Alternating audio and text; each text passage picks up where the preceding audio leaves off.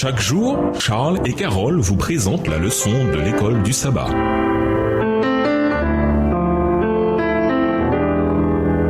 Bienvenue dans notre émission Dieu nous parle. Voilà la leçon de mercredi dans la fosse au lion. Lisons Daniel 6 et versets 11 à 23. Que dit le roi Daniel qui révèle combien Daniel est un puissant témoin pour Dieu? Daniel 6 et versets 11 à 23. Alors ces hommes entrèrent tumultueusement et ils trouvèrent Daniel qui priait et invoquait son Dieu. Puis ils se présentèrent devant le roi et lui dirent au sujet de la défense royale. N'as-tu pas écrit une défense portant que quiconque, dans l'espace de 30 jours, adresserait des prières à quelque dieu ou à quelque homme, excepté à toi, ô roi, serait jeté dans la fosse aux lions? Le roi répondit, la chose est certaine, selon la loi des Mèdes et des Perses, qui est immuable.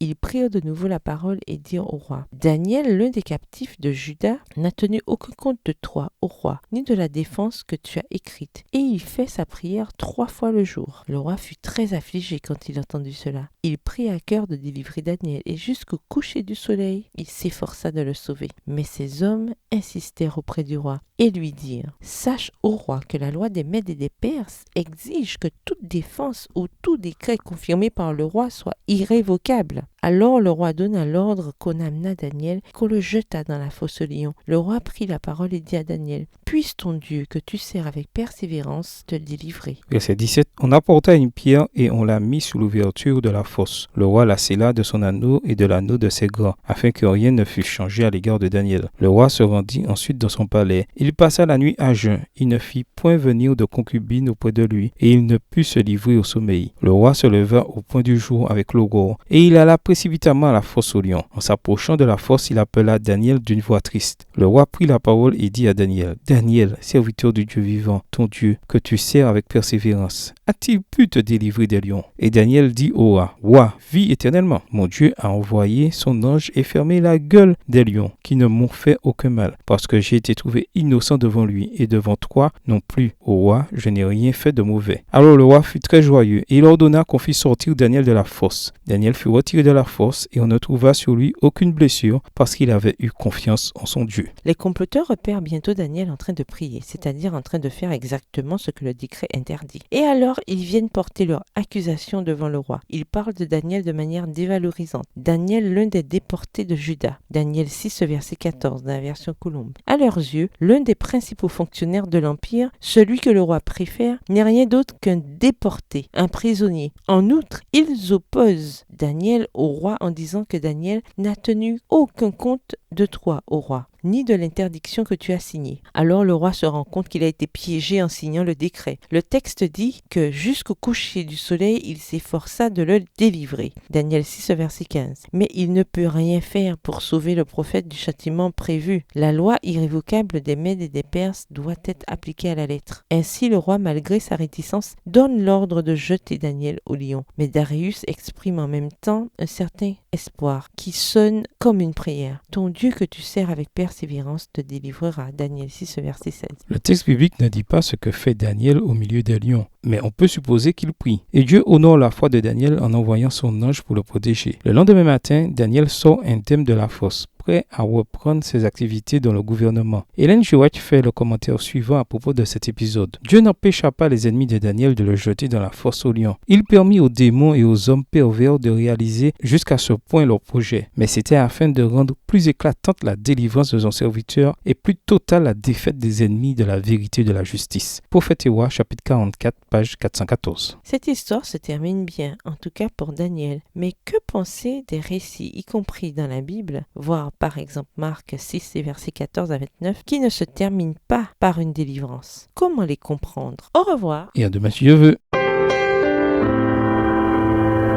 Dieu nous parle.